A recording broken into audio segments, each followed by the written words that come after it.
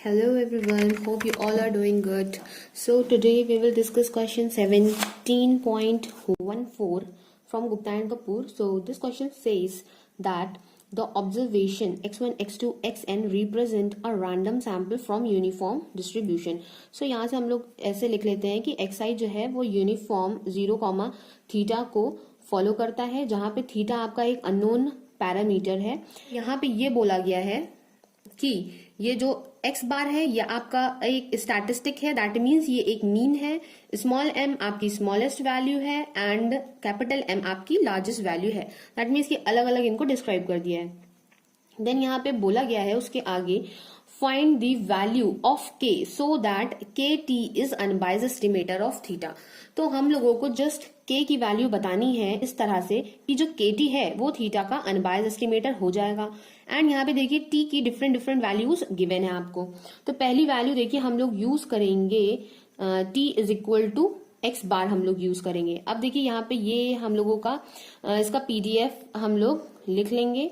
तो देखिए pdf हो जाएगा इसका fx is equal to 1/a minus b होता है, तो 1/θ -1 हो जाएगा. सॉरी b माइनस a होता है, तो यहाँ पे क्या हो जाएगा थीटा -0, तो ये थीटा हो जाएगा. और यहाँ से इसकी रेंज आएगी 0 less than equal to x less than equal to theta. तो ये हमने लिख लिया. अब देखिए हमें इसकी अनबाइज्डनेस गिवन है और हमें k की वैल्यू निकालनी है. तो यहाँ से हमने लिखा एक्सपेक्टेशन kt.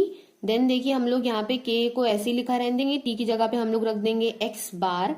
देन k को हम लोग बाहर निकाल सकते हैं और x बार की जगह पे हम लोग यहाँ पे क्या लिख देंगे 1/n समेशन xi लिख देंगे. अब यहाँ से क्या होगा, ये k आपका कांस्टेंट है, 1/n भी आपका बाहर आ जाएगा, समेशन आपका बाहर आ जाएगा. देन एक्सपेक्टेशन सिर्फ आपका xi पे ऑपरेट हो जाएगा.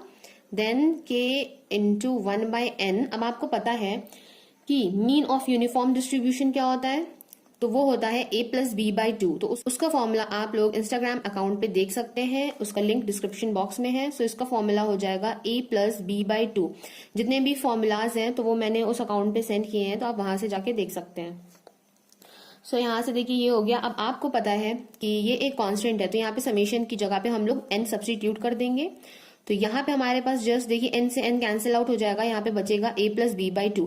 अब हमें बताना था कि ये देखिए a प्लस बी हम लोगों ने रखा है, तो a प्लस बी की वैल्यू क्या है, तो a प्लस बी की वैल्यू हमारी क्या आएगी थीटा प्लस 0/2 आएगी. तो that means a plus B की वैल्यू क्या है, थीटा है. तो इसलिए मैंने तो जस्ट आपको ऐसे रख के दिखा दिया है. तो ये देखिए फाइनल यहाँ से आप लोग ए बी नहीं लिखेंगे, मैंने जस्ट ए बी यहाँ पे लिख दिया है. तो यहाँ पे हो जाएगा θ/2 हो जाएगा. तो हमें प्रूफ करना था कि k और t जो है वो अनबाइज्ड एस्टिमेटर हो जाए थीटा का. तो ये थीटा का अनबाइज्ड एस्टिमेटर कब होगा, तो ये जब होगा जब k की वैल्यू 2 हो जाएगी. तो देखिए जब हम k की वैल्यू 2 सब्सटीट्यूट कर देंगे, 2 से 2 कैंसिल आउट हो जाएगा और kt क्या हो जाएगा अनबाइज्ड एस्टिमेटर ऑफ थीटा हो जाएगा. तो मैं यहाँ से लिख दूंगी then kt is equal to theta.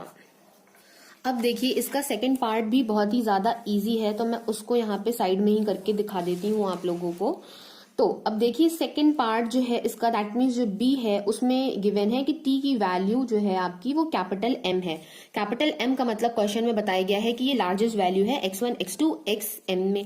That means कि अब हमको f ऑफ xnx इसका हमें डिस्ट्रीब्यूशन निकालना पड़ेगा और इसकी वैल्यू आपको m गिवन है.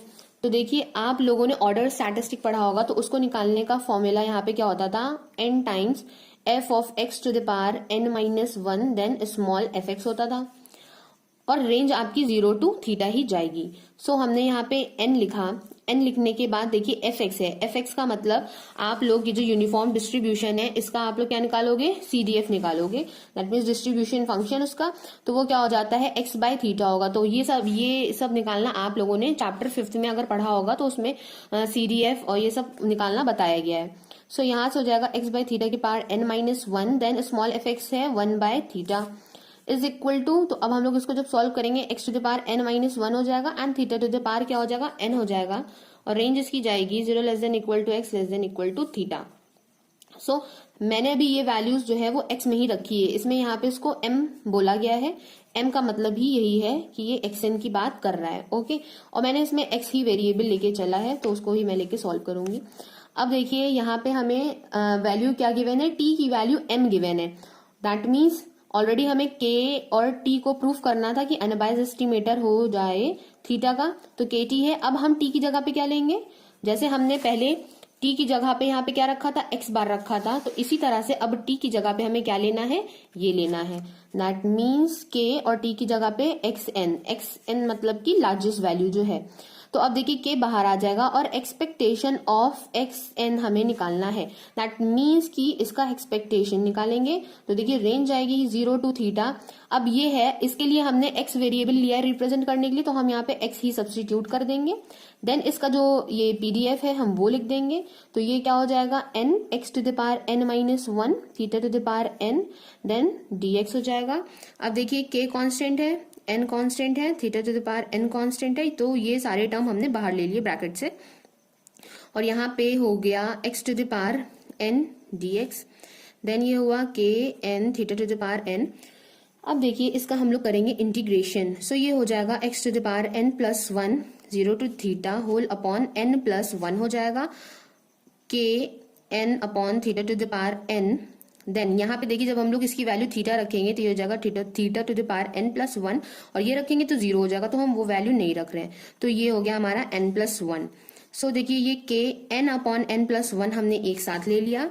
देन यहाँ से देखिए theta to the power N है और यहाँ पे एन प्लस 1 है, तो जब इसको सेपरेट करेंगे तो theta two the power N और ये theta to the power N cancel हो जाएगा और सिंगल थीटा बचेगा, तो हमने डायरेक्टली सिंगल थीटा लिख लिया। अब यहां से आप बताइए कि केटी जो है वो अनबायस्ड एस्टिमेटर थीटा का कब होगा, जब के की वैल्यू क्या होगी, if K is equal to N plus 1 upon N. देखिए अगर के की वैल्यू हम लोग यहाँ पे क्या रख दें, एन प्लस 1 अपॉन एन रख देंगे तो ये दोनों कैंसिल आउट हो जाएंगी और इसकी वैल्यू 1 आ जाएगी। देन क्या हो जाएगा, इसकी वैल्यू थीटा के बराबर आ जाएगी। आई होप कि ये पार्ट और ये पार्ट दोनों ही आप लोगों को समझ में आ गए होंगे। ओके देखिए ये सेकेंड पार्ट हो गया। अब थर्ड पार्ट भी देखिए कुछ इसी तरह से है। थर्ड पार्ट में बोला गया है कि हमें t is equal to capital M minus small m लेना है। तो कैपिटल M का मतलब है कि इसकी लार्जेस्ट वैल्यू है, देन स्मॉल m का मतलब है इसकी smallest value, that is x1 ही होगा वो। अब देखिए सिंपल हमें क्या करना क्या है, हम लोगों ने देखिए एक्स एन का यहाँ पे पीडीएफ निकाल रखा था, ये देखिए ठीक। अब हम लोग क्या करेंगे, x1 का इसी तरह से पीडीएफ निकाल लेंगे। तो देखिए इसका भी फॉर्मूला अगर आप लोगों को लर्न है तो बहुत अच्छी बात है, नहीं लर्न है तो मैं आगे चल के भी पढ़ाऊंगी। सो यहाँ से देखिए इसके लिए भी मैं क्या करती हूँ, x को ही ले लेते हैं, बट दोनों के लिए जब हम लोग मीन निकालेंगे तो इन दोनों के पीडीएफ हम लोगों को अलग अलग ही रखने पड़ेंगे। तो ये देखिए क्या हो जाएगा, n times 1 minus F X to the power n minus 1 into small F X. So n की वैल्यू n रख दी, 1 माइनस एफ एक्स क्या था, थीटा x बाय थीटा, ये आपको खुद से फाइंड आउट करना पड़ेगा। Then whole to the power n minus 1 और स्मॉल एफ एक्स की जगह पे हम लोग क्या रख सकते हैं, 1 अपॉन थीटा, ये आपको क्वेश्चन में गिवन है। सो इसके बाद देखिए हम लोग जब इसको सॉल्व करेंगे ये हो जाएगा n, ये हो जाएगा theta minus x to the power n minus 1। अब ये देखिए यहाँ theta to the power n minus 1 denominator में भी आएगा और ये थीटा, दोनों के बेस सेम होंगे, पार्ट्स ऐड हो जाएंगी तो theta two the power n आ जाएगा। यहाँ से जो रेंज है आपकी वो 0 to थीटा ही जाएगी। अब देखिए दोनों के आप लोगों को पीडीएफ पता चल गए हैं, तो यहाँ से हमें क्या निकालना था, एक्सपेक्टेशन टी, एक्सपेक्टेशन के टी। तो देखिए एक्सपेक्टेशन लिखा, के लिखा रहने देंगे और टी की जगह हम लोग क्या लिखेंगे, m minus M small m, that means ये हमें लिखना है यहाँ पे। अब आप लोगों को पता है कि हम लोगों ने अभी फाइंड किया था, ये देखिए इसका एक्सपेक्टेशन हम लोगों ने फाइंड किया ही था और उसकी वैल्यू क्या आई थी, ये आई थी, तो हम लोग इसका नहीं निकालते हैं।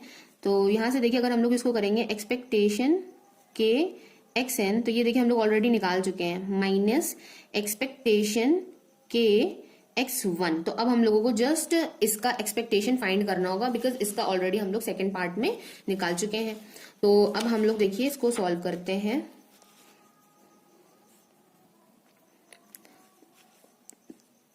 पीछे मैं कर देती हूँ। तो एक्सपेक्टेशन के देखिए कांस्टेंट आपका बाहर आ जाएगा, देन x1 यहां से लिख देंगे कि इसका आपको एक्सपेक्टेशन निकालना है, तो ये क्या हो जाएगा, 0 to थीटा हो जाएगा। देन यहाँ पे आएगा x और हमने इसका पीडीएफ निकाला है n times theta minus x to the power n minus one n times theta minus x to the power n minus one whole upon theta to the power n। Okay, so हम लोगों ने ये यहां से लिख लिया। सो ये यहां से हो गया dx। तो अब देखिए हम लोग यहां से इसको सॉल्व कर लेंगे। पहले तो n and theta two the power n constant है, उसको हम लोगों ने बाहर ले लिया और यहाँ पे बचा क्या 0 टू थीटा। देन यहाँ पे है x theta minus x to the power n minus one into dx। So देखिए इसको सॉल्व करने से पहले हम लोग इसको लेट कर लें। अगर हम लोगों ने लेट किया t is equal to theta minus X, then x की जगह पे हम लोग क्या सब्सटीट्यूट कर सकते हैं, थीटा माइनस t सब्सटीट्यूट कर सकते हैं। तो dx की जगह पे हम लोग क्या लिखेंगे, माइनस dt लिख देंगे। So dx is equal to minus dt यहाँ से हो गया। सो अब हम लोग यहाँ से देखिए वैल्यूज इसकी कन्वर्ट कर लेंगे। अगर देखिए हम लोग थीटा की जगह पे x की जगह पे अगर हम लोग 0 सब्सटीट्यूट करेंगे तो यहाँ पे हो जाएगी वैल्यू थीटा और यहाँ पे आ जाएगी आपकी वैल्यू 0। सो x की जगह पे हमें क्या रखना है, थीटा माइनस टी हो जाएगा और यहाँ पे हो जाएगा t to the power n minus one. dx की जगह पे हमारा आ जाएगा माइनस dt। सो अब हम लोग देखिए इसको इंटीग्रेट कर लेंगे n upon theta to the power n। सो हम लोग इंटीग्रेशन वाला फॉर्मूला यूज करेंगे। First term integration of second, तो जब इंटीग्रेशन सेकेंड का होगा तो ये इंटीग्रेट होकर आ जाएगा, माइनस होल इंटीग्रेशन फर्स्ट का डिफरेंशिएशन। जब फर्स्ट का डिफरेंशिएशन हम लोग करेंगे तो यहाँ से माइनस टी का जब डिफरेंशिएशन होगा तो माइनस का वन आ जाएगा, तो यहाँ से ये प्लस हो जाएगा।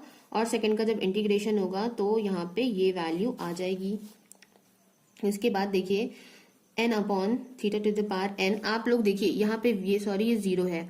आप लोग जब यहाँ पे जीरो सब्सटीट्यूट करोगे तो भी ये जीरो हो जाएगा टर्म। जब आप लोग यहाँ पे थीटा सब्सटीट्यूट करोगे टी की जगह पे तो भी ये जीरो, दैट मीन दोनों ही वैल्यू रखने पे यहाँ का टर्म जीरो हो रहा है। देन अगेन आप लोग जब इसको इंटीग्रेट करोगे ये हो जाएगा T to the power n plus one whole upon n times n plus one और यहाँ पे जो उसकी रेंज जाएगी वो जाएगी थीटा टू जीरो। अब देखिए माइनस के n upon theta to the power n। उसके बाद देखिए यहाँ से जब हम लोग लिमिट अप्लाई करेंगे तो जब अपर लिमिट अप्लाई करेंगे तो ये जीरो हो जाएगा। जब लोअर लिमिट लगेगी तो theta two the power n plus one हो जाएगा। देन डिनोमिनेटर में n upon n plus one. तो देखिए n से n कैंसिल आउट हो जाएगा, यहाँ से माइनस माइनस हमारे मिलके ये प्लस हो जाएंगे और प्लस होने के बाद theta two the power n और यहाँ से n कैंसिल हो जाएगा तो simple theta upon n plus one हमारा यहाँ से बचेगा। सो यहाँ से देखिए एक्सपेक्टेशन ऑफ दिस हमारा फाइंड आउट हो गया। अब हम इस वाली ये जो इक्वेशन है इसमें हम लोग वैल्यू क्या करेंगे, सब्स्टिट्यूट कर देंगे। तो यहाँ पे जो हमें वैल्यू रखनी है वो हमें रखनी है के n upon n plus one theta. तो ये जो हमने वैल्यू रखी वो रखी K n upon n plus one into theta. Then यहाँ पे देखिए क्या है, यहाँ पे है माइनस, माइनस के बाद हमें इसकी वैल्यू रखनी है तो यहाँ पे हम लोगों ने कर दिया माइनस और जब हम इसकी वैल्यू रखेंगे ये हो जाएगी k theta upon n plus one. So यहाँ से देखिए हम लोगों ने के कॉमन निकाला, n upon n plus one minus one upon n plus one, then यहाँ से थीटा कॉमन हो गया। अब देखिए यहाँ से हम लोग इसका एलसीएम ले सकते हैं इसको थोड़ा बहुत सिंप्लीफाई करने के लिए। तो ये n plus one and n minus one हो जाएगा जब हम लोग इसका एलसीएम लेंगे। तो अब आप बताइए यहाँ पे कि ये जो टर्म है तो हम लोग को ये जो निकालना था expectation capital M minus small m, तो ये t के साथ जब मल्टीप्लाई में था तो ये टर्म जो है आपका ये अनबायस्ड एस्टिमेटर ऑफ थीटा कब होगा, तो ये जब होगा when k is equal to n plus one upon n minus one. Because k की वैल्यू अगर हमने n प्लस वन रख दी ऊपर न्यूमरेटर में और डिनोमिनेटर में n माइनस वन तो दोनों कैंसिल आउट हो जाएंगे।